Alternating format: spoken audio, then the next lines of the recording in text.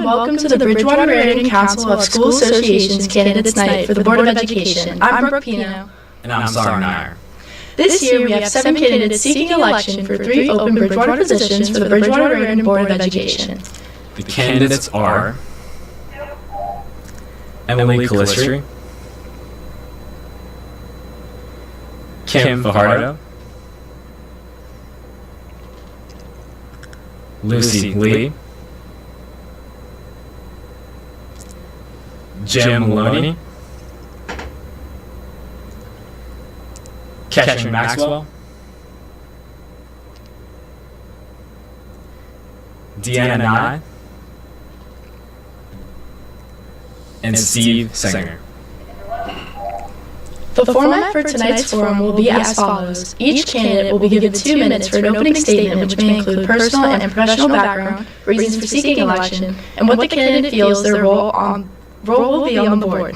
Following the opening statements, the candidates will answer 3 questions. Each candidate will be given up to 3 minutes to answer each question. Following 3 questions, each candidate will be given 2 minutes to give a closing statement. In interest of time, Sarong and I will request that the time limits to be adhered to throughout the evening. We will hold our hands up when each candidate has 30 seconds remaining, so please try to complete the statements when you see one of our hands. Let's go to the opening statements, beginning with Ms. Calistri.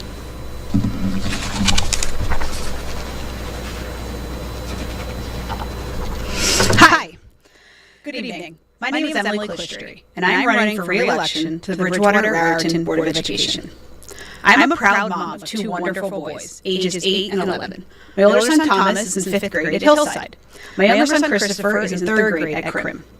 I've been married for 12 years, and we moved to Bridgewater in 2016, choosing the town because my husband grew up here.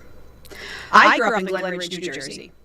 I attended Rutgers University, where I received my elementary education certificate and then my special education certificate. I then taught in Orange, New Jersey for 1 year and Essex Fells, New Jersey for 8 years. I love my time in the classroom, but when I had my older son, I decided I wanted to be home more. So I received my real estate license, and I currently work for Coldwell Banker. When I'm not selling homes or driving my boys around to activities, I'm on the baseball field or enjoying time at Lifetime Fitness, reading, or spending time with family. I'm seeking re-election for the Board of Education because I believe that we need fair-minded, thoughtful leaders who prioritize the best interests of our children. I have no political motivations. My only goal is to do what's right for students and support the success of our schools. With a background in education, I bring a deep understanding of how schools operate and what students and teachers truly need to succeed. During my 3 years on the board, I have developed a strong understanding of educational policy, school governance, and the complex challenges our district faces. These experiences have reinforced my commitment to serving students and have equipped me to advocate for them more effectively. Lastly, I would like to thank the Bridgewater CSA, Mr. Black, Mr. Linzer, Mr. Hamburger, and all of the students who are here tonight to put together this wonderful event. Thank you to all the residents for your support. And again, I'm Emily Calistri, and I'm asking for your vote on November 4th. Vote column C.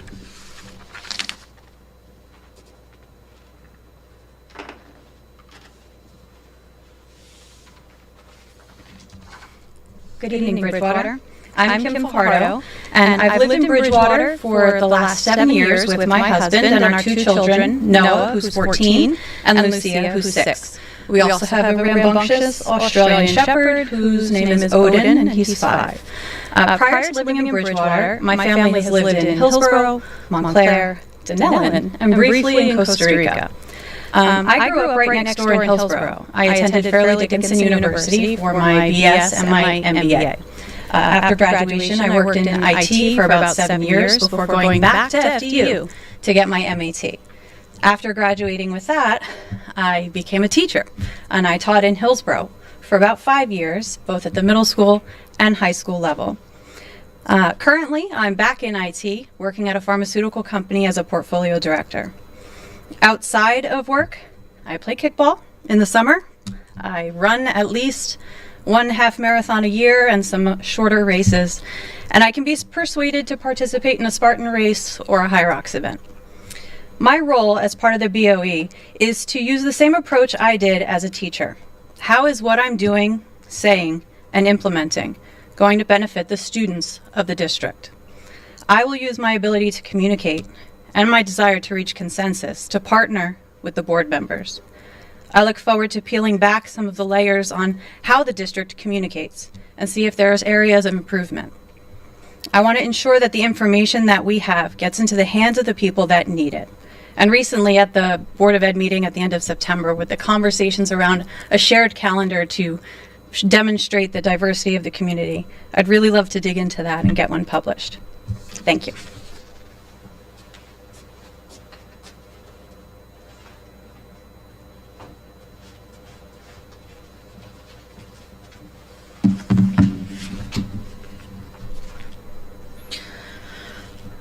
Serving on the Board of Education has been a great honor. To look out for what we value the most, our children, and their education, on behalf of our great community. To ensure an excellent education for every student and value for our taxpayers. I am Lucy Lee.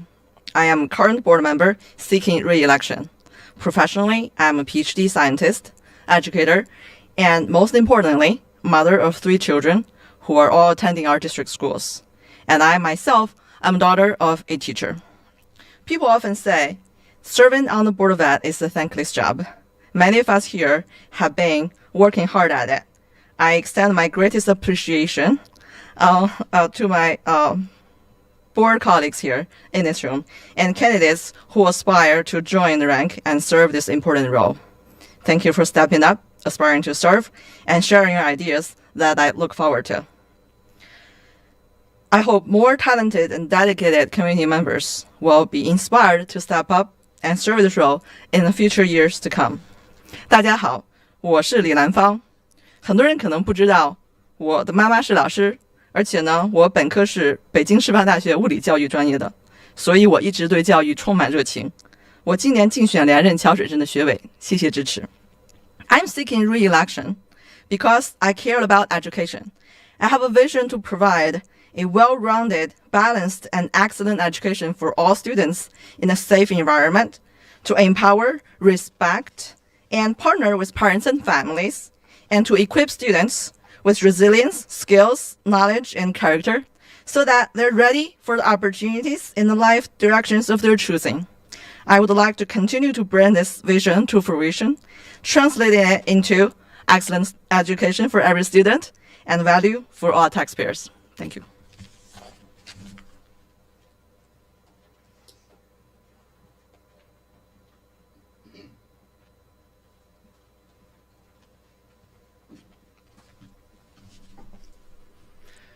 Thank you to both the CSA and BRTV for making tonight possible. I think this is a great opportunity for everyone to hear from all the candidates so that they can make informed decisions in this election. For those who don't already know me, my name is James Maloney, although most people know me as Jim.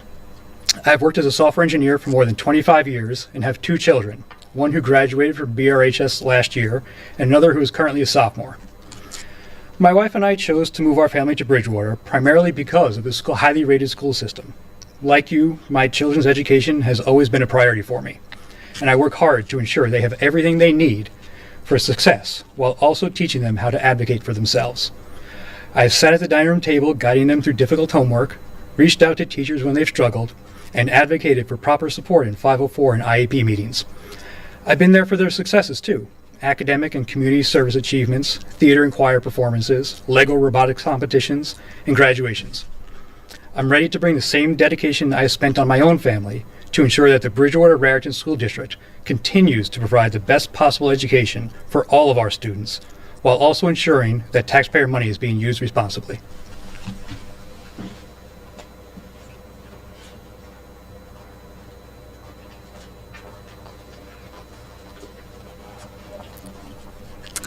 Hi, I am Ketrin Maxwell, a wife, mother, and resident of Martinsville for 22 years.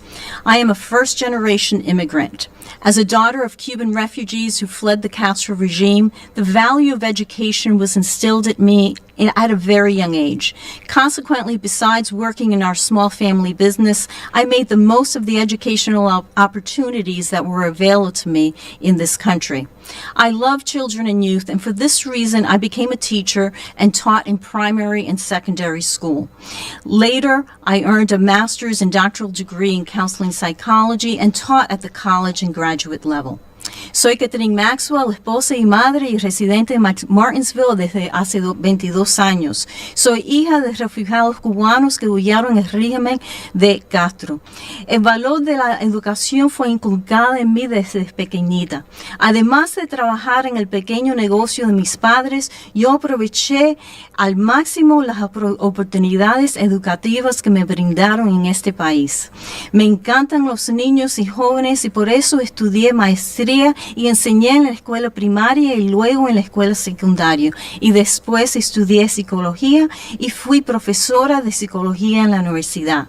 Me postulo para la Junta de Educación para proteger lo que es más importante para nosotros, nuestros hijos, priorizar la educación de ellos y respetar el papel de los padres como quienes más quieren y más se preocupan del bienestar y educación de ellos. As a result of my background, education, and experience, I am aware of what is needed to realize one's potential. A firm and solid primary and secondary education is the major pathway for young people to succeed and become positive contributors to society. Thank you.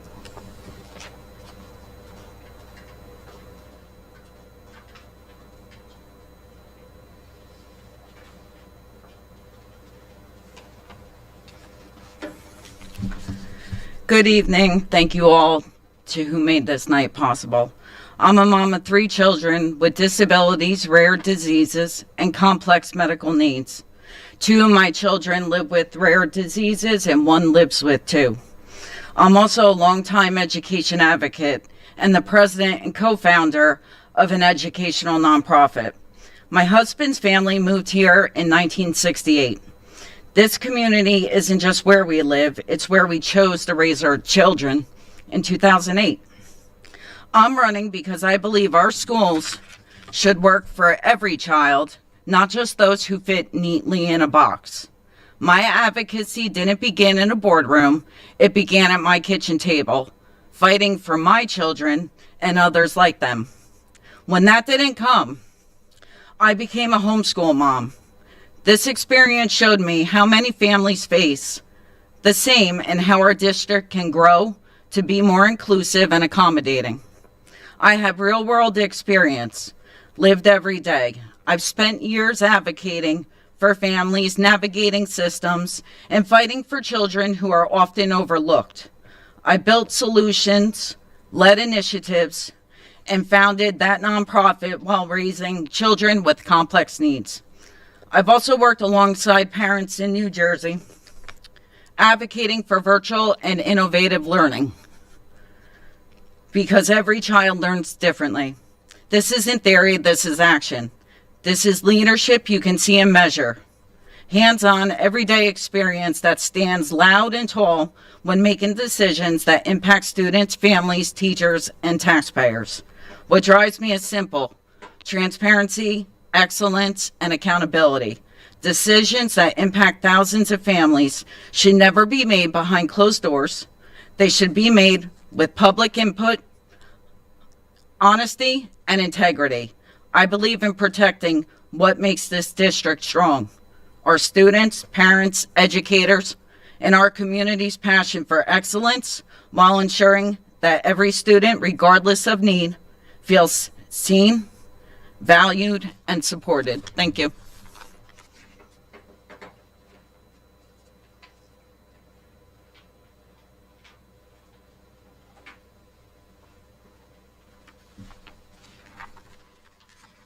Good evening. I want to start by thanking the CSA and BRTV, Mr. Black and Mr. Linzer, for setting up this night, to Sarang and Brooke and all of the students who are here, taking time out of their evening to be here with us. Thank you. I am Stephen Singer, and I am seeking re-election to the Board of Education. I am in my 6th year as a board member and my 3rd year as president of the board. I'm an attorney with an engineering firm, a husband of a middle school educator, and a proud father of 2, including a recent graduate and a junior at the high school. Over 20 years ago, my wife and I chose to make Bridgewater our home, and we couldn't be happier that we did. When our daughter started at Adamsville, I began attending board meetings as a liaison to the PTO. I didn't attend board meetings with a specific goal or an issue that I wanted addressed. Adamsville needed an advocate at board meetings, and I was happy to give my time and energy to support our school and our families. As a result, I've been at board meetings either in the audience or as a trustee for well over a decade. I'm proud of what our board and what our school district have accomplished in my 6 years on the board. 3 years ago, I was in this very room, looking at this very camera, talking about the benefits of the proposed referendum, which was passed with overwhelming support of the communities of Bridgewater and Raritan. And we're starting to see those referendum proposals become reality, with secure vestibules in every school, new windows and HVAC units being installed, and full-day kindergarten being piloted. Starting next year, families will no longer have to shell out $10,000 to $20,000 for private kindergarten, as our district will have full-day kindergarten for the very first time.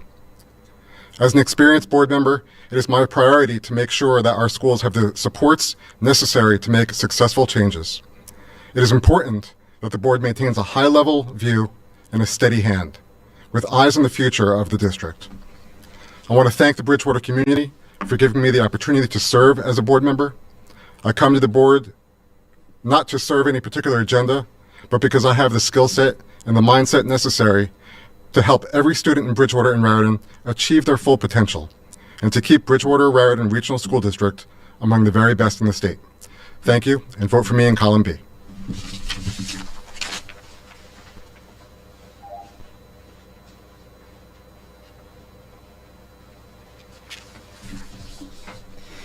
Thank you, everyone. And now for the first question. What are the strengths of BRSD that need to be preserved and protected because they directly contribute to the district's success? And what are the opportunities for growth? Please name 2 in each area. We will start this round with Ms. Fajardo. Thank you so much. So, first strength that I'm going to name, and this isn't in ranking order, this is just the first one I wrote down, is the variety within our district. It's not just the variety of our students, of our teachers, but also of our curriculum and of the clubs that are offered. These things enrich our students' lives and our community. They expose them to new ways of thinking, literature, sports, all allowing them to grow, adapt, learn to respect each other, and become fuller members of society. And that's one of the best things about living here. The second strength is teachers. And I don't want it to come off as cliche, but I genuinely believe that one of the key strengths of our district are that the teachers show up every day and put into actions the plans of the administration and the board. They execute the statewide curriculum, they follow school policies, and they do so each day wanting the best for the students that they serve. The success of the students and the success of the school in rankings of the district as a whole would not be possible without them. And it was extremely clear as of the board meeting on Tuesday, where there was a readout of the performance of the district. And the readout compared test scores, it compared AP enrollments, and standardized tests. And on almost every one, Bridgewater was on top. They were above the state average. And I don't think that that would be possible without all of that support, but then the execution of the teachers. And so what's even better about this was the commentary from the men that delivered it was, yeah, this is all great, but we're also going to talk about how we can use it to get even better. And so Bridgewater doesn't just sit and doesn't say, okay, we're good now. There's this constant strive for the next thing. Opportunities for growth, however.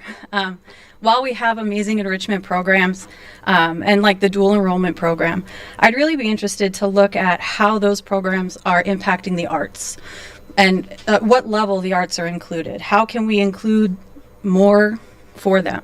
We can't lose the value of the non-academic activities, and we want to create whole people using their creative minds. In addition to that, how does the full day kindergarten play into it? What are we looking at as far as the curriculum? And I know they're rewriting the curriculum, and they'll use the pilot as an example of how to adjust. But we have so much more opportunity now that the kids will be there for the full day. The second opportunity for growth for me is the communication and visibility. Just because we say something doesn't mean that people hear it. How are we communicating? Where is that communication happening? Do people know where to access it? And so while the district does a phenomenal job of giving us information, it may be in places that people don't know where to look. And so I'd like to take the opportunity to look at the communication plan and assess if there's improvements that can be made. Thank you.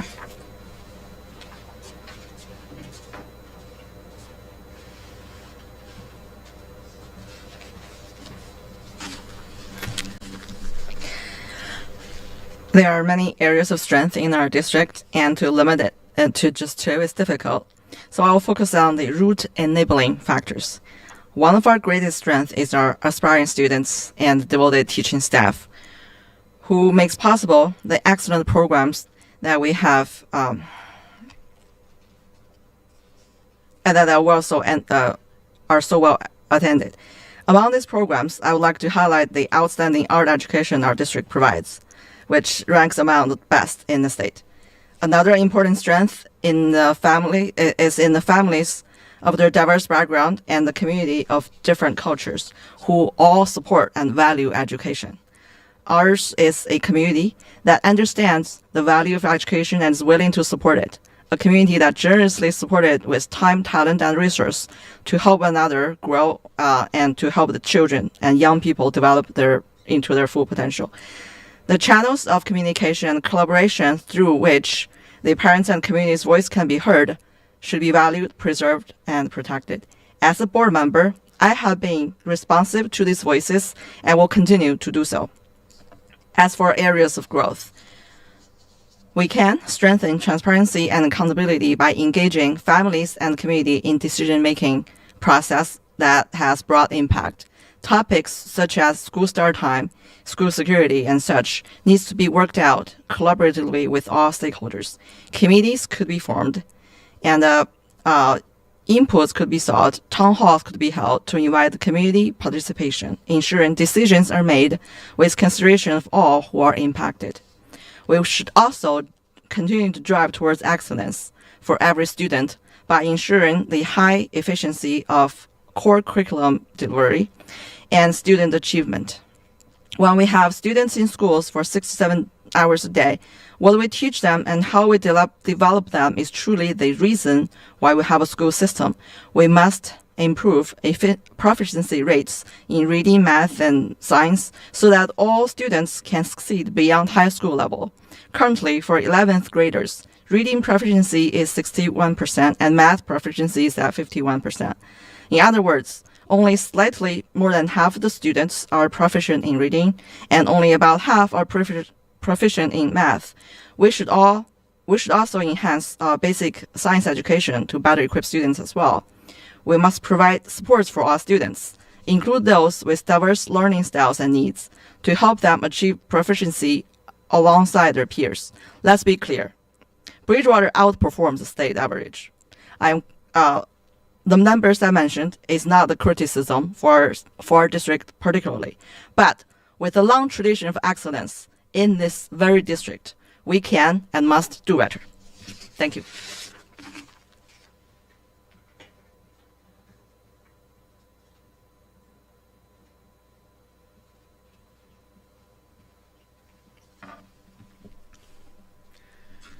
Two strengths that I see in our district are the administration's data-driven approach to developing programs that support student achievement, as well as a very strong arts program. One thing that is clear when attending board meetings is that the current administration spends a lot of time reviewing student data, analyzing trends, and using those insights to develop stronger programs. This has resulted in significant improvements in graduation rates, AP class participation and success, and Bridgewater-Raritan outperforming state averages in all subjects and all grade levels. This approach is not just about academics, but also student safety. The district has been working on implementing consistent character education in all schools, and the result can be seen in a significant reduction in harassment, intimidation, and bullying. I encourage everyone to check out the recording of the board meeting earlier this week and listen to the comments from the students' representatives. This trend is not just visible on a chart, on a slide presentation, but it's felt by students in their daily experiences. It's not by chance that for 8 years in a row, our district has been recognized as among the best communities in the nation for music education, and BRHS students have received governor's awards in arts education for 3 years in a row.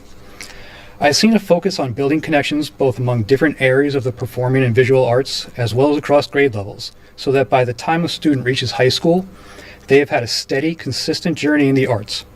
And while the arts are often seen as a way for a student to show they are well-rounded on a college application, I feel that there is value in them in and of themselves.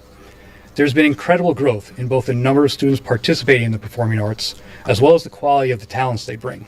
And I want to make sure that we are preserving what is working well and building upon those successes, especially as grade levels are redistributed throughout the district next year.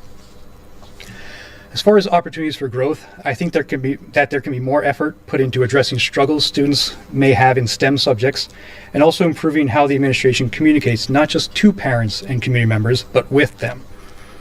I'm a software engineer. My father was a software engineer, and my mother was a math teacher. STEM subjects have always been a part of my life and something that I excel in. I believe the district has a strong STEM education program, but I would like to see a focus on addressing things like math anxiety. It's not uncommon to hear a student say, "I just can't do math," or "I'm just bad at math." That to me is a problem. I think that putting a focus on addressing math anxiety early can benefit students as they get older and start learning higher levels of math and science subjects that are dependent on strong math skills.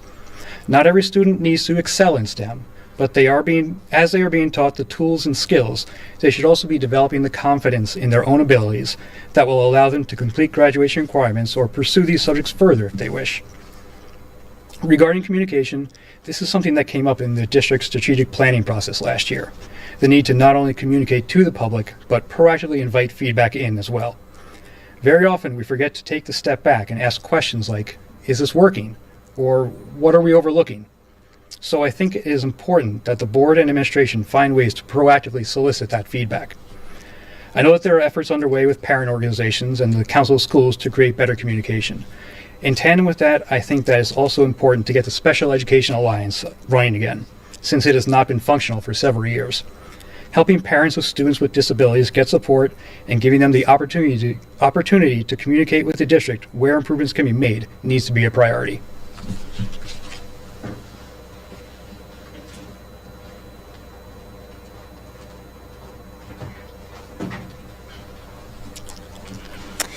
One strength which needs to be preserved and protected are the voices of the very supportive community we have here in Bridgewater. Since becoming a resident here 22 years ago, I have always admired and respected the very good and kind people of Bridgewater. It is a community that knows the value of education and is willing to support it and helps others and helps the children and young people develop their potential. The voices of the parents and community need to be preserved, protected, and respected, because what you have to say matters, not only for your child, but for this wonderful community. Another strength is the variety of courses and extracurricular activities available at Bridgewater. It is absolutely outstanding, and this is something which needs to be preserved and protected. One area for growth is to strengthen the area of job, career, occupations, and educational planning for students by providing support and assistance to counselors working with students in this area. Young people need a better understanding of their interests, strengths, of what they may like to do, where they might like to work, and of the jobs and possibilities available to them after high school. Another area for growth is transparency. For example, most parents are not aware that Policy 5756 states that the district, quote, "the district shall accept a student's asserted gender identity," and that, quote, "parental consent is not required." Parents do not know that this policy allows minor children to secretly make a major life choice to socially transition and change their names and pronouns in school without parental notification, knowledge, or consent. Many parents do not know this. This is one example of how the board needs to be more transparent. Thank you.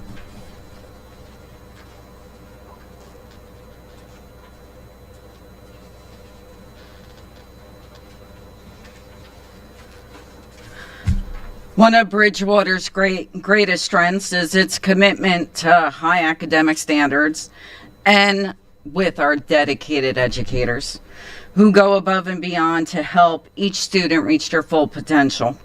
The culture of excellence is something we must protect and continue to invest in.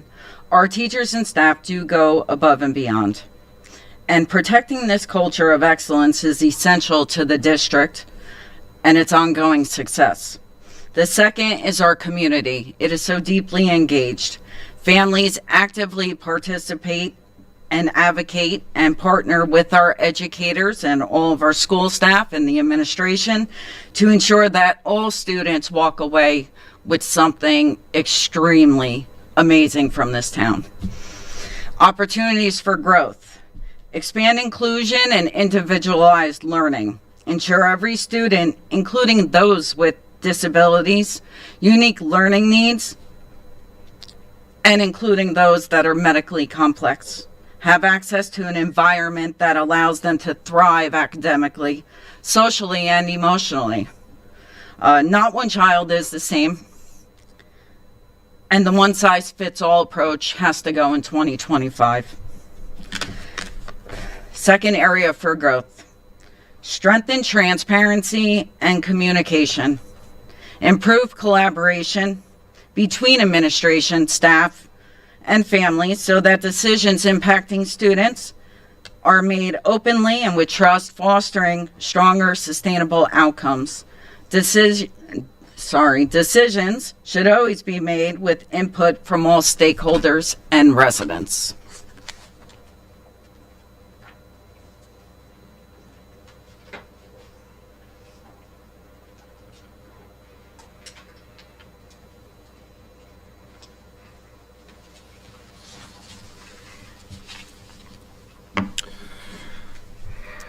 The size of our district helps contribute to the success of our students, while bringing challenges on its own.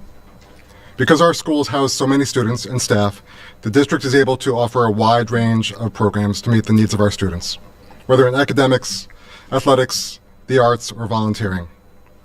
Preserving these programs requires budgetary support, both in terms of facilities and staffing. While other districts are seeing soaring double-digit tax increases, BR has been able to maintain our great schools while keeping tax increases stable. As a board member and a taxpayer, I am fully aware of the impact these tax increases have on our community members, but I hope that the community can see the benefits of improved facilities and continued excellence in our staffing, whether that benefit takes the form of increasing property values, the rise in the graduation rate, which most recently is 97%, or the many successes that our students achieve every single year. Along with the size of our students and staff population comes an incredible diversity from which our schools benefit. Our students learn not only from our great staff, but from each other. The diversity brings different perspectives, and hopefully our students have a greater understanding of the world beyond the walls of BR, which they will take with them throughout their educational journey. Now, the ability to reach all students in such a large district is a challenge that our schools have faced head-on. Most recently through universal literacy screening at the elementary levels and universal PSAT testing at the high school. Work is not done, and this is an area for growth. However, it's important to know that over the past 3 years, our dual enrollment courses have gone from 40 participants to over 300. We have expanded our AP testing, our AP classes from 750 to over 950 students over the past few years. Almost a third of our students take an AP class, and they're still succeeding. Our district goal focuses on equity, ensuring that opportunities are available to all students and that all of our students receive the support necessary to achieve in whatever form that achievement takes. The work is not done, and I am confident that our staff, with the support of the board, will continue to find ways to provide quality education to students at every single level. 3 years ago, I stood up here and discussed the need to update our buildings, some of which are over 60 years old, I think Mr. Lindsay said that the high school opened up in 1959, I think is what he said today. With the support of our community and the passing of the referendum, our district has been able to replace windows, toilets, and electrical systems throughout the schools. But the work on our facilities does not end with the passing of a referendum. There are millions of dollars worth of projects that simply could not be included in the referendum. It is the work of the board to prioritize these projects and ensure that our tax dollars are used wisely to address the needs of these aging facilities. And I also want to talk very briefly about transparency, in that our board has been very transparent.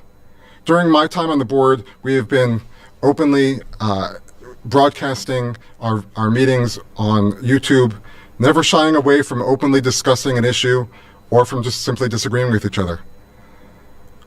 Presentations are available online, as are debate for all to see. As we often say, there's always room for improvement, but I think credit needs to be given where it's due, and our board has been very transparent. Thank you.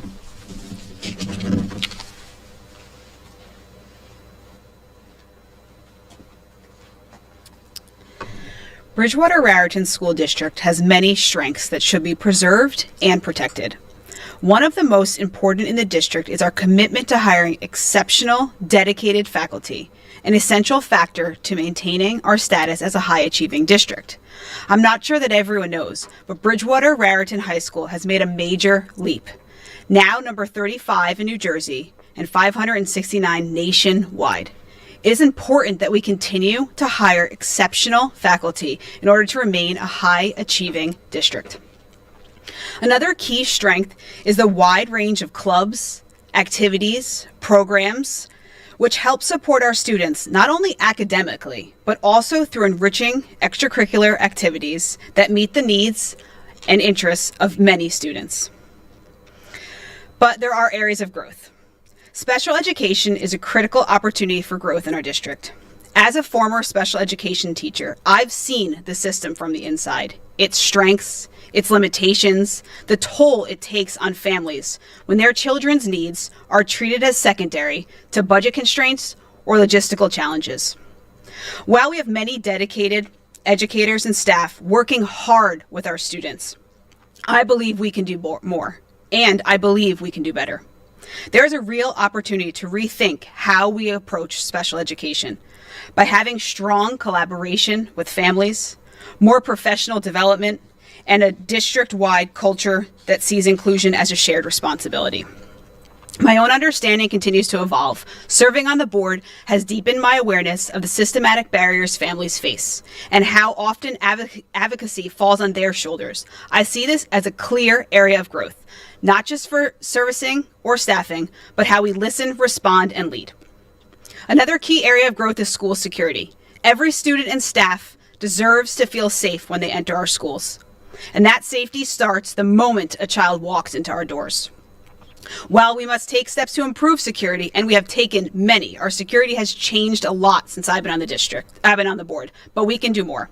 My goal is to have at least one full-time security guard at every single school.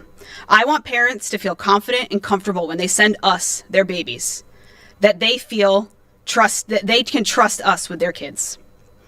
With the right approach, school personnel can become a trusted member of our school community. Thank you.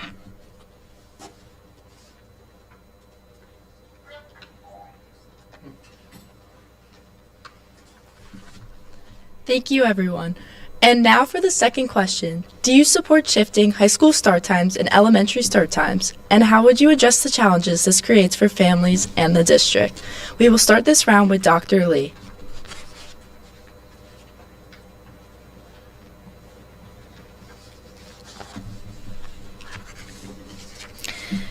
In an ideal world, schools would all start within the same optimal time window for all students. This means high schools should not start too early, and other schools should not start too late. The current discussion about school start time is largely a transportation issue. When using a tiered bus system, namely, one bus route needs to be completed to transport one group of students to one school, and then transport another group of students to another school using the same bus. When this happens, or this system is used, compromises has to be made in these practical situations. I believe primary schools where students are more dependent on parents to get them ready for the bus in the morning should not start too late. A late start for young grades not only impacts parents' work schedule, but also affects young students, who are often awake, alert, and ready to learn, yet cannot begin their school day because of transportation limitations. It is possible to better define which requirements can be relaxed and which cannot when we do optimization with busing routes. Having a start time for primary schools that's not too late should be one of those unrelaxing requirements, as it ensures both quality learning for young students and support for families with typical work schedule. Thank you.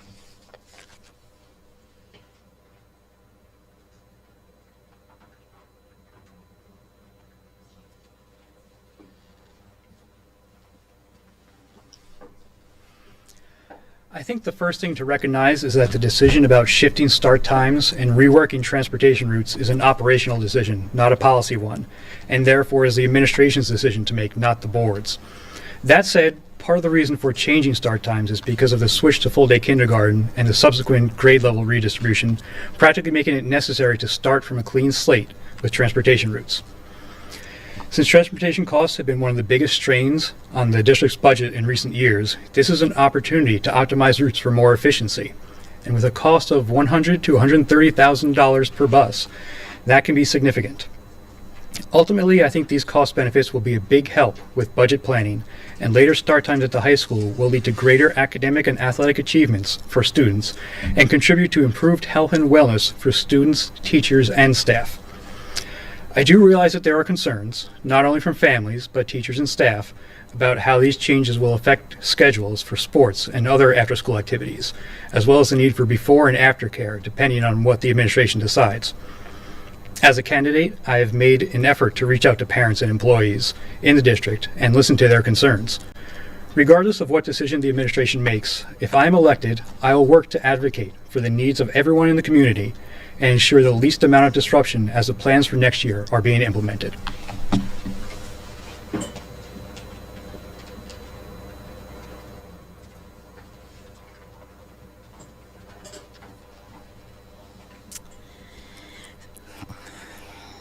School start times are linked to the challenges involved in the transportation of students in a town which is geographically spread out in conjunction with the location of schools, while at the same time not raising transportation costs. It would be helpful to investigate the possibility of a later state start time for high school students and an earlier start time for younger students. The current 7:20 a.m. start time for high school makes the school day very long for high school students who typically have many after-school activities, oftentimes till 5 and 6 p.m. This later start time for younger students affects many parents of young students who need to pay for before school and after school care for their children because of the late start time. So it would be helpful to investigate the possibility of a later start time for high school students and an earlier start time for younger children. Thank you.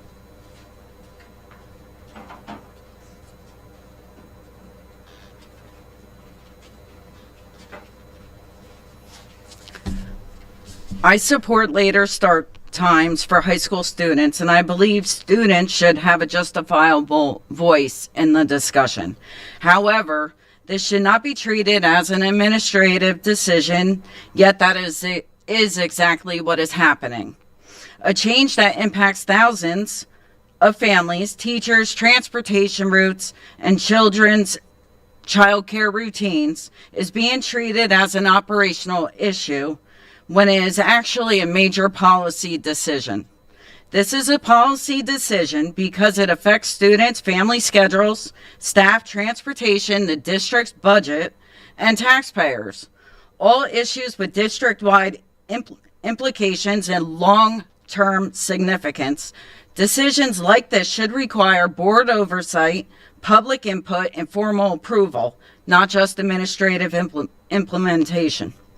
I would advocate for a community-based task force, including students, parents, teachers, transportation, staff, and special education representatives, to study the logistics and bring forward realistic recommendations.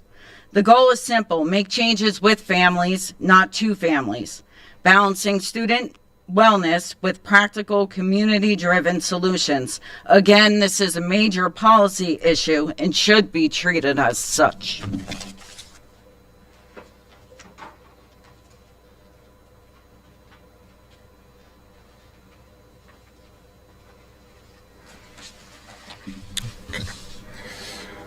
Well, I want to start off by saying that the board does not actually set school start times. It is an operational issue, decision that is made by our school administrators. Back in 2021, when we had a flood in the middle school and we had a transportation shortage because certain bus company could not meet their routes early on, the school start times for the elementary schools were changed, and that was a operational decision that was made by our administration.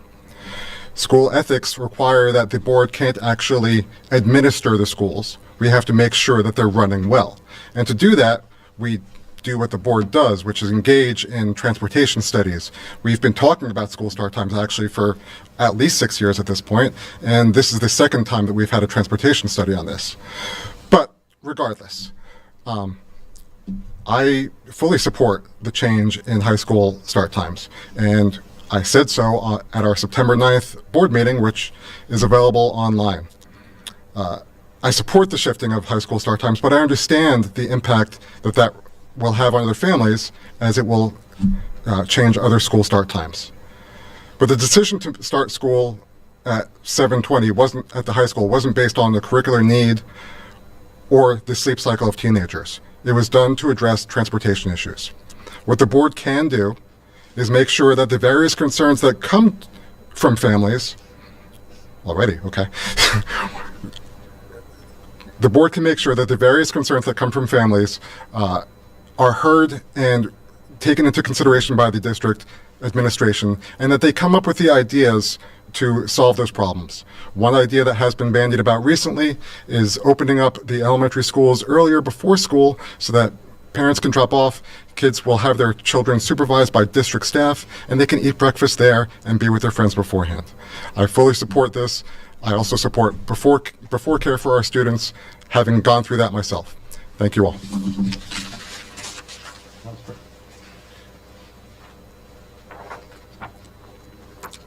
I support shifting school start times when it benefits students and helps the district operate more efficiently.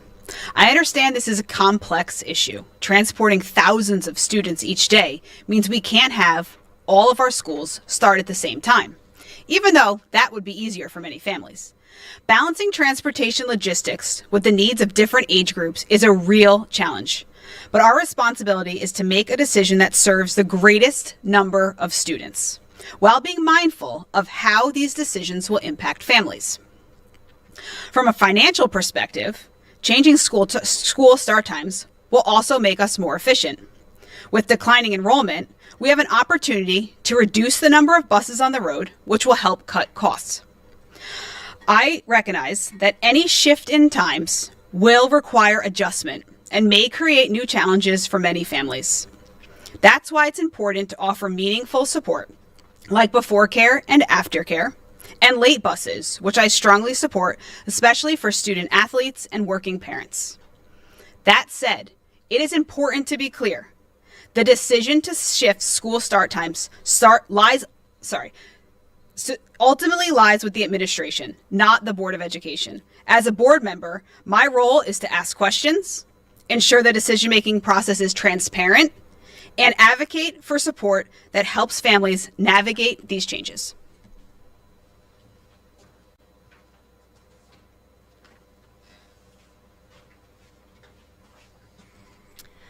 To To be direct, I do support the shift of the high school start times, not only based on my experience as a mother of a teen, but as a teacher of students at the high school level. But let's remember that this is a nuanced situation. The introduction of full-day kindergarten, while it's going to be amazing for those of you that get to participate, has caused the district to reorganize the schools. This alone is cause for changing busing and start times. Currently, the elementary schools don't all start at the same time.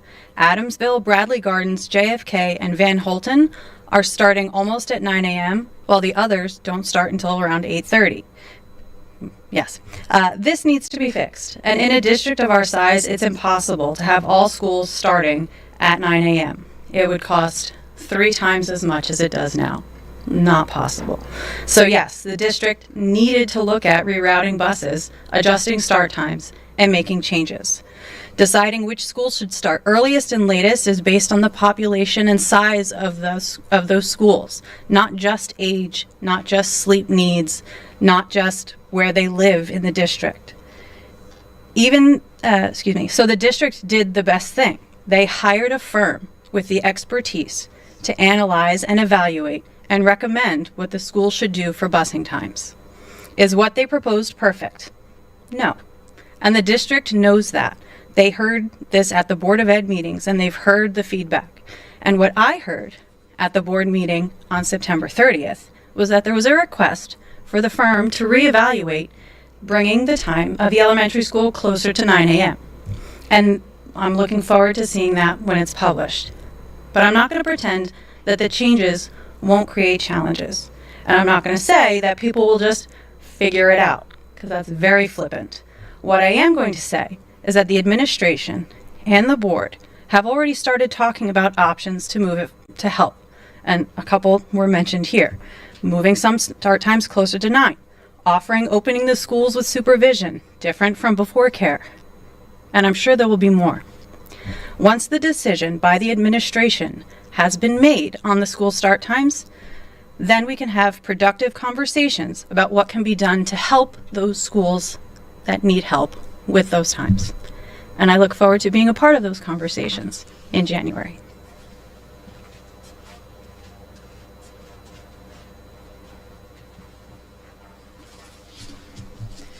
Thank you, everyone. And now for the third and final question. What are you uniquely bringing to our students as a candidate? We will start this round with Mr. Maloney.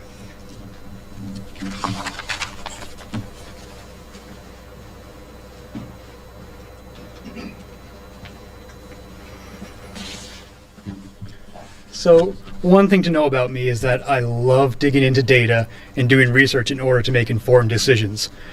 I do my best to approach a problem with a clear mind, free from bias, and let the facts be the guide to the best decision. While everyone will have their own point of view, and we may not agree on how best to solve an issue, it's important to me that we all start with the same basic understanding of the facts for whatever is in front of us. Only then can we have an honest discussion and work together towards a solution. I've been an active volunteer in the schools for as long as I've lived here. I've helped out at year-end celebrations, decorating hallways, serving food, even taking a turn in a dunk tank at Eisenhower one year. I've chaperoned field trips, helped build sets for the high school theater productions, organized volunteers, volunteered my own time at celebrations for teachers and staff, and fundraised thousands of dollars to help support programs.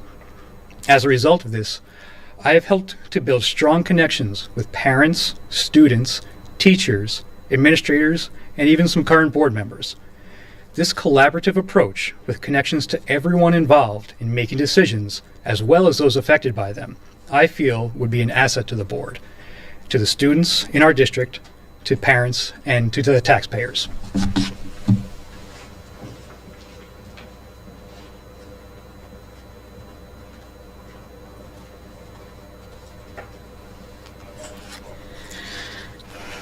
What I uniquely bring to our students as a candidate are my background, education, and experience. I am bilingual in English and Spanish and am also bicultural. This is something unique I bring as a candidate so I can become a bridge between the board and the wider Bridgewater-Raritan community. My background as a daughter of Cuban refugees gives me a deep appreciation of the value of education and of being a positive and productive member of American society, particularly in gratitude for what the United States offers us. Having worked in my parents' family business and having taught at the primary, secondary, college, and graduate school levels, I am very aware of what is required of students for them to succeed in the real world and to succeed in college and graduate school. Something unique I bring in is my knowledge and experience in the mental health field. I have a doctorate in counseling psychology. I have provided bilingual psychological counseling and assessments for clients for over 25 years in diverse settings, including schools, college counseling centers, and private practice. And for 14 years, I have served on the state level on the New Jersey Licensing Board of Marriage and Family Therapy and Professional Counselors. So I have experience serving on a board to protect New Jersey residents, their safety and welfare, and to ensure that professionals meet and maintain high standards of practice, something unique which I bring to the Board of Education.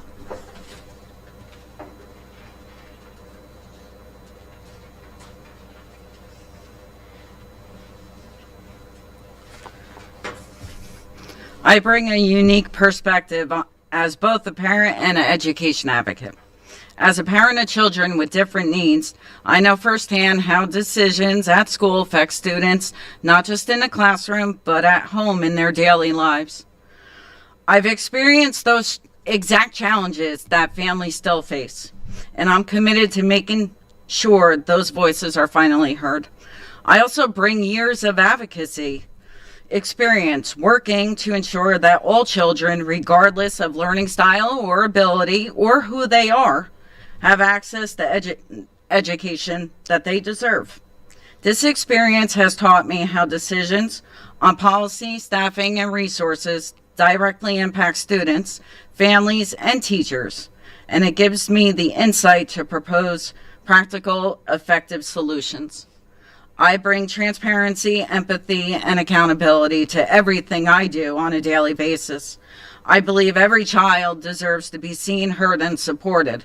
And that success isn't just about grades. It's about making sure students have the resources, guidance, and opportunities they need to continue to grow and thrive. My goal is to help Bridgewater continue its strong record of success while making sure no student is left behind. I believe decisions about our schools should involve students, families, teachers, and taxpayers. Creating an environment where everyone can succeed and feel valued. I see my role as both a listener and a leader, someone who brings perspective, care, and solutions to the challenges our students and families face every day.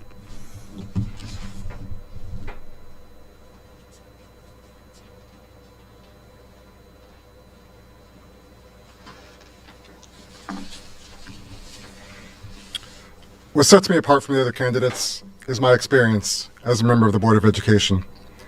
I've served as a volunteer on this board for 6 years, and I've devoted many hundreds of hours to serving the Bridgewater-Raritan community in this capacity. During the referendum, I met with parents and I met with stakeholders throughout the community to discuss the needs of our students and how we can ensure their continued success. For the past 4 years, I've taken time off of work to attend workshops offered by the New Jersey school boards, learning from experts how to be a more effective board member. In fact, I'll be heading down there next week for a conference where I hope to learn about the challenges faced by other schools in New Jersey and the successes that other districts have had, which can be implemented in our schools. One full day of the conference is spent learning just about legal issues that might have an impact on our schools. And that might not be interesting to most people, but sadly it is to me as an attorney, so I attend those lectures. My devotion to learning all I can about being an effective board member has resulted in my certification as a master board member, and I'm working towards the next level certification as a school board leader because I can always learn more. I don't come to the board with a political agenda. I come to the board with the hope that I can help our district make decisions that are in the best interests of our students, from pre-K all the way through 12th grade. I know that I don't have all the answers, which is why I keep an open mind and value new ideas. But I do have the experience and the dedication that our school board needs. I remain deeply committed to working with my fellow board members to make thoughtful, informed decisions that support every student, every family, and the future of our district. I thank the voters of Bridgewater for giving me the opportunity to serve our community, and I hope that I will be given the chance to continue to do so. Thank you.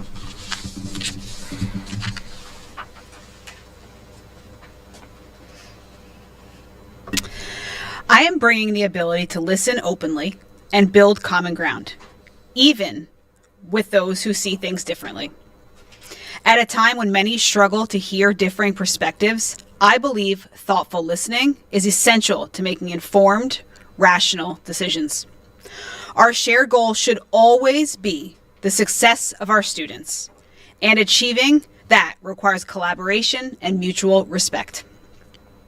I'm also bringing years of experience as a teacher with a deep understanding of how schools function day to day, as well as 3 years on the board that has broadened my perspective of educational policy, governance, and procedures. These experiences have strengthened my ability to navigate complex issues with clarity and purpose.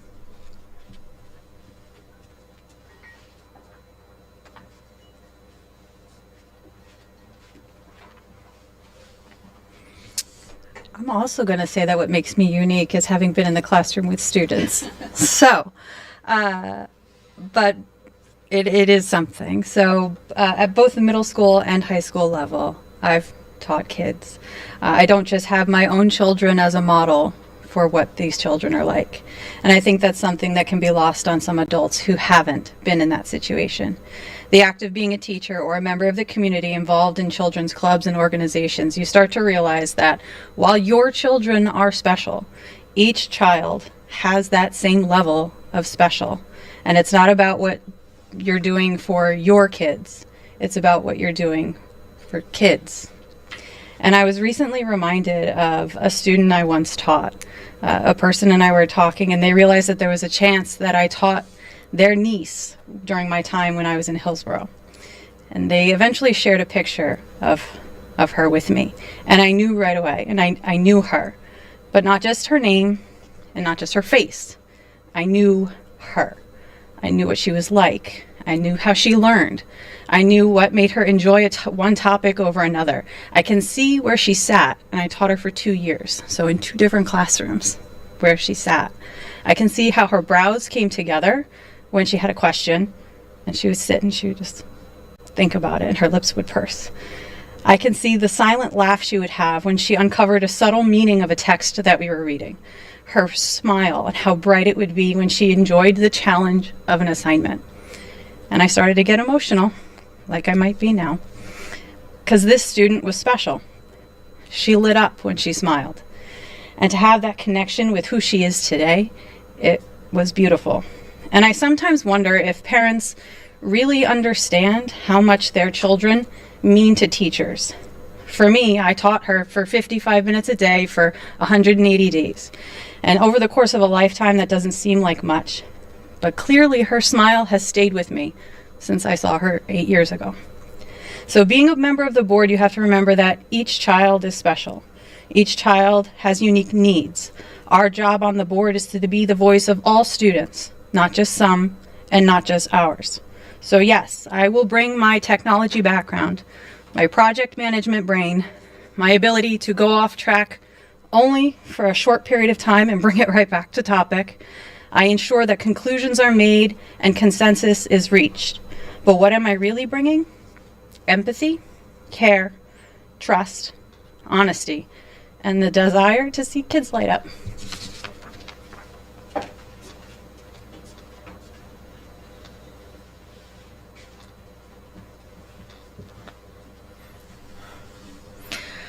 What I uniquely bring to our board. I am a current board member of the Bridgewater-Raritan Regional School District Board of Education. Professionally, I am an educator and entrepreneur. I hold a PhD in material science and a bachelor's of science in teaching of physics. My work experience spans higher education, K-12, and as well as industry research and project management. As an incumbent board member, I have gained a solid understanding of how the board operates and can continue the important work that has been started. I have also learned on a broader level how legislation influences our policies and curriculum, which is vital to the board's policy work. Our local community is impacted by the laws and guidelines that is from legislation and the state agencies that affects our students, teachers, and families. I understand how associations and organizations such as the New Jersey School Board Association, the State Board of Education, and the legislative body shape our educational practices. This knowledge is valuable for developing and implementing policies and best practice in our district. As a first-generation immigrant, my background also helps me understand the experiences, challenges, and cultural adjustment many families face. Having successfully navigated them, I hope to be both an inspiration and a resource for students and families going through similar experiences. I also serve on the local board that I enjoy organizing community events and sharing cultural experiences with the broader Bridgewater-Raritan community. I hope my cultural background would help me serve as a liaison with the community. I have 3 children in the district, spans from elementary school to high school. I can relate to a broad experiences in our schools, not just from one school or one age group. I hope to be able to connect and represent a broad community. Thank you.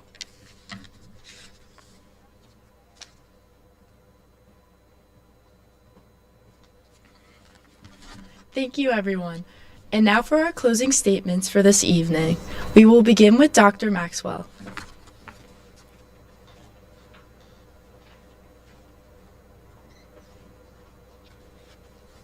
Thank you. My personal development and professional and family life have taught me how important the school years are for the overall development of children and youth. Schools can be a place where students develop competence and confidence in academics and extracurriculars and develop their unique strengths, and where connections and relationships with others are built during the day and in after-school activities. Or it can be a place where students do not achieve their unique potential, do not develop their strengths, do not build their self-confidence, and where students do not feel connected with others. I believe each and every student is unique, precious, and indispensable. I would like to apply my broad knowledge and experience on the school board to help ensure that all Bridgewater-Raritan students can obtain an excellent education. Whether the student is college-bound, seeks a vocational or business path to work after graduating high school, or has special needs for achieving suitable employment.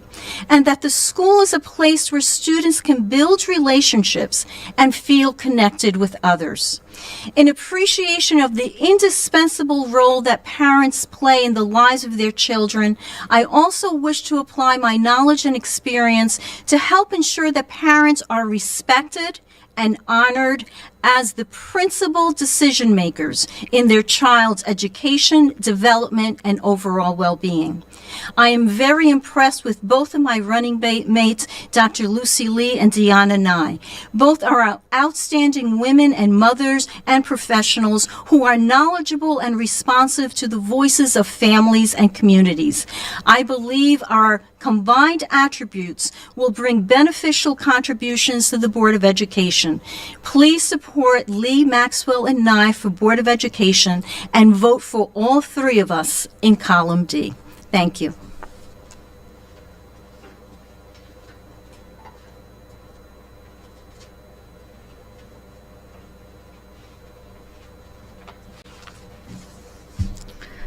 This isn't about who's most popular or who speaks the loudest. It's about standing up for what's right, even when it's difficult or uncomfortable.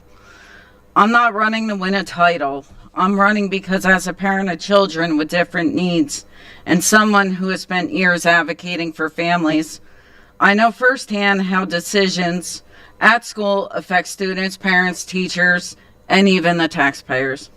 Every decision we make as a district must always put students, parents, teachers first. with honesty, accountability, and transparency. Our tax dollars are valuable, and they should not be going up while enrollment is going down, all while we lost 33 staff members. Every dollar should be spent carefully in ways that directly support our students and the teachers who guide them every day.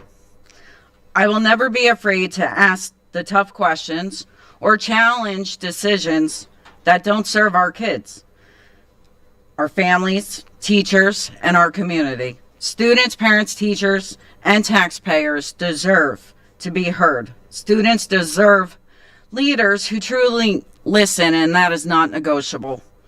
At the end of the day, it's about creating a district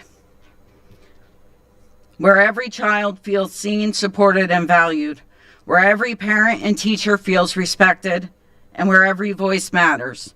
Leadership must listen, observe, and respond thoughtfully, always with students at the center. I believe we can continue to build Bridgewater. It's a fantastic district. We can all be proud of one that upholds these high standards while never losing sight of each student's unique needs, the dedication of every teacher, and the support of every family. That's why I am running alongside Dr. Lucy Lee and Dr. Ketrin Maxwell. Together, we will fight for every student and family every single day, bringing real-world experience, advocacy, and my perspective as an advocate to guide every decision. Thank you.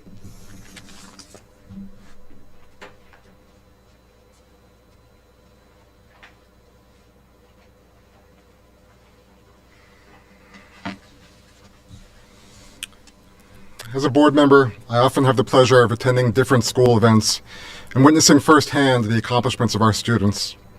I have said at many board meetings many times, whether you're a fan of music, sports, the arts, theater, debate, robotics, pretty much anything, our students have the opportunities to engage in these activities, and our community has the opportunity to cheer on our students. I'm a big fan of BR and everything that it has to offer. Over the past 6 years, our district has undergone a lot of changes.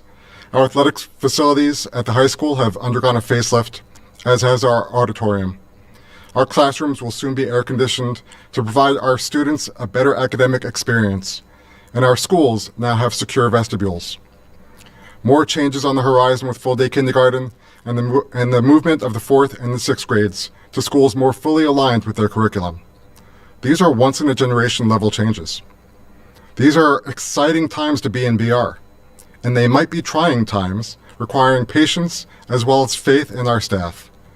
Our board needs trustees who are focused on doing what is best for all of our students, tackling district-wide issues, and listening to the ideas raised by parents, students, and staff, as well as the wisdom of our district administrators. We need to come together as a community to support our children. Whether that's cheering at the football game tomorrow, as BR takes on Westfield, make sure you wear black, as I hear it's a blackout, enjoying an elementary school concert, coming to the Festival of the Arts, or just keeping up to date by reading the Prowler online.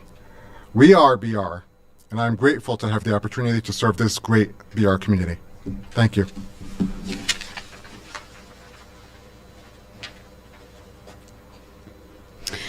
Thank you for the opportunity to speak with you this evening.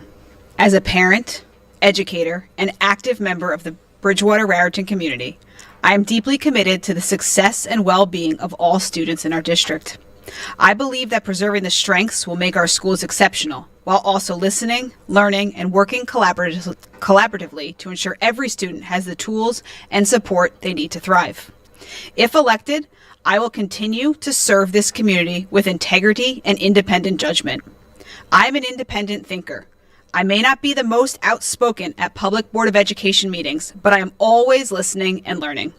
I will continue to listen in order to serve this community to the best of my ability. Again, I appreciate your time, and I want to thank the Bridgewater CSA, Mr. Black, Mr. Linzer, Mr. Hemberger, and all of the wonderful students who put this event together. Thank you to all the residents for your support, and again, I'm Emily Calistri, and I'm asking for your vote on November 4th. Vote column C.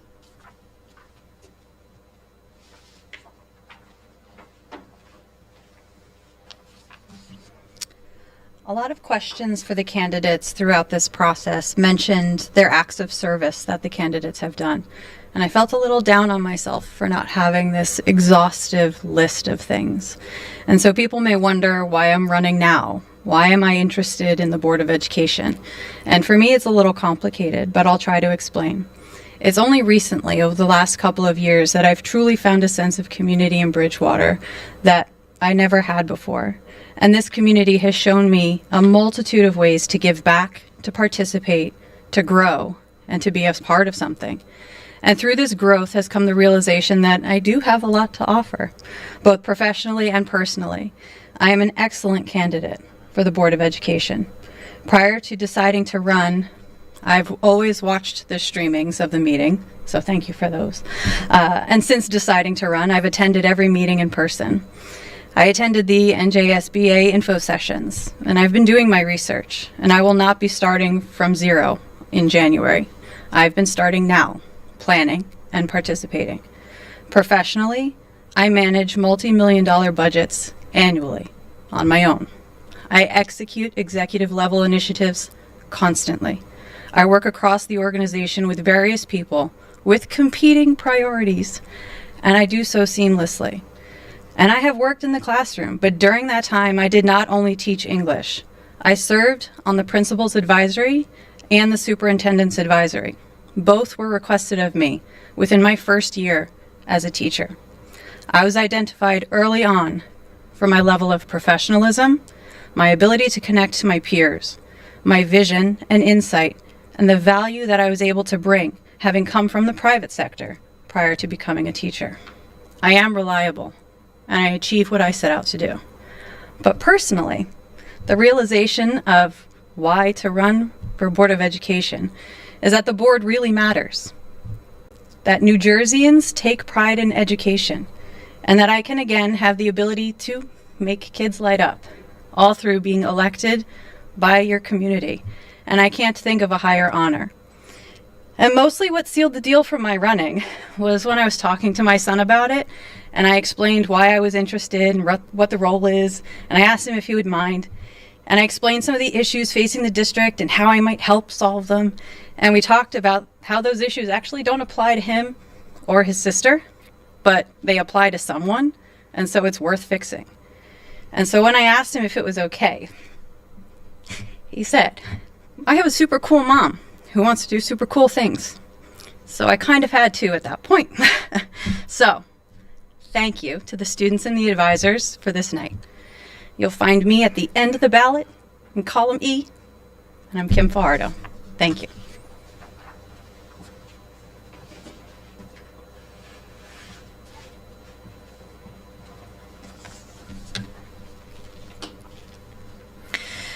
Our community aspires to provide the best opportunity for the students and supports our schools. Parents' role as primary decision makers is essential to their children's success, and schools should keep parents fully informed while reflecting the community's aspirations.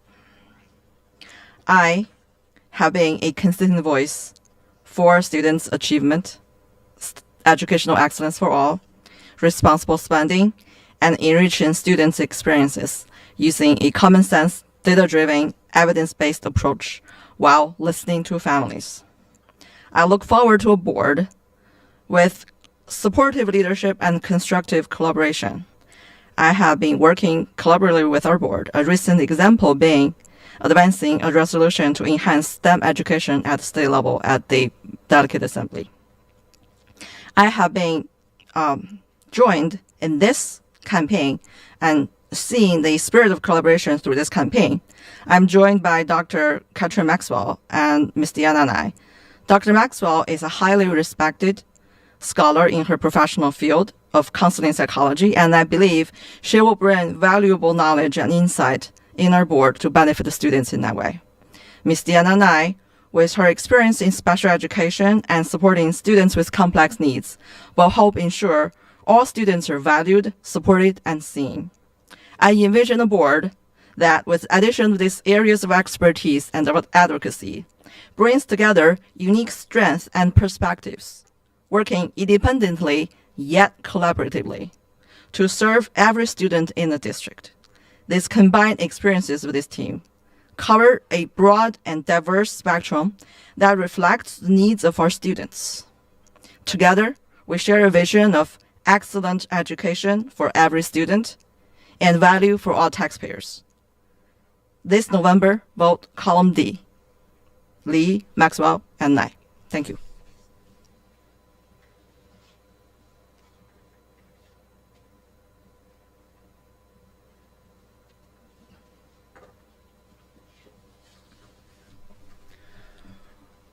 When I first made the decision to run for the Board of Education this year, I had to collect signatures from other Bridgewater residents who believed that I would be a good candidate to have on the ballot.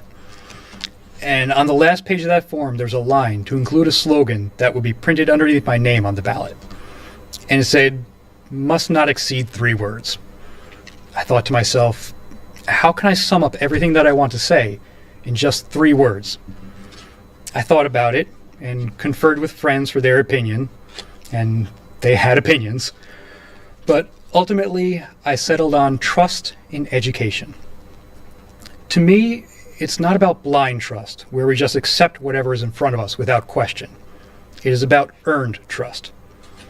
Earned trust means that as a parent or as a taxpayer, you have the confidence in your elected representatives to look out for the best interests of the students and to be responsible with your tax dollars.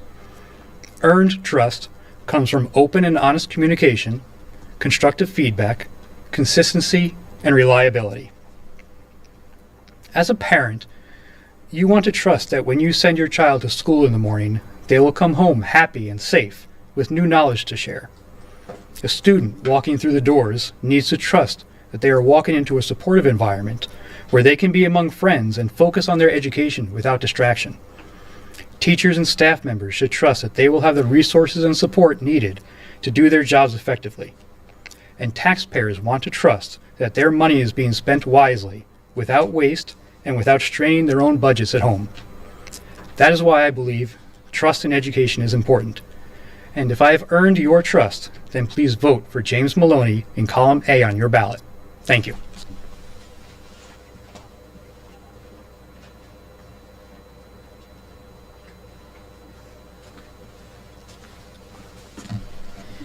We'd like to thank all of the candidates for being here with us tonight and for giving an audience an insight into their positions on the issues involving education here in Bridgewater-Raritan. On behalf of the Council of Schools Association, we would like to encourage everyone to vote in the school board election during the general elections on Tuesday, November 4th. Please make every effort to get out and vote. Again, thank you to all the candidates for sharing your evening with us, and thank you to all watching this presentation. For the Council of Schools Association and BRTV, I'm Sar Nair. And I'm Brooke Pino. Good night.